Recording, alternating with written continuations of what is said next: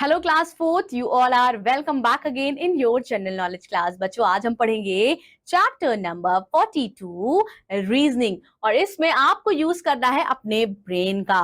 चलिए साथ में सॉल्व करते हैं। Take the correct answer. If triangle become like this, आप देख सकते हो ट्रायंगल जो है वो अपोजिट हो गया है। तो अब ये जो शेप है ये कैसा बन जाएगा? अरे ये भी तो अपोजिट बन जाएगा। अगर ये उल्टा हो गया है तो ये भी हम जब उल्टा करेंगे तो इसका आंसर हो जाएगा बच्चों 1। Then we have the second one. What come next? Man, pen, tin, don. अब आप ये देख सकते हो बच्चों, बीच में वॉवल्स है, ए, ई, आई, ओ। सो बहुत इजी है। अब यू आएगा। अब यू जिसमें है वो टिक कर दीजिए, यू है आपका सन में। How many squares are there in this figure? Now you have to find out कि इस फिगर में कितने स्क्वायर्स हैं। तो इस फिगर में 8 स्क्वायर हैं। कैसे बच्चों?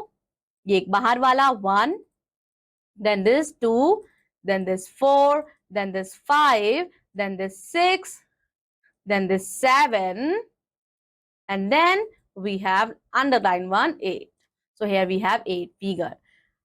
A rat is SUB. Rat जो है वो SUB है, और एग जो है FHH है। तो बॉय कैसा होगा बच्चों? आर के बाद क्या आता है? एस आता है, ए के बाद बी आता है, टी के बाद यू आता है, ऐसे ही ई के बाद जी आता है, सॉरी एफ आता है, जी के बाद एच आता है, सिमिलरली। इसीलिए बच्चों बी के बाद सी आता है, ओ के बाद क्या आता है? पी आता है, and then we have Y के बाद जेड आता है। तो आपका आंसर होगा B P Z. Now here you have to find odd one out. Here we have cot, calf, doe, and fawn. Now, what will be the correct answer? The correct answer will be your.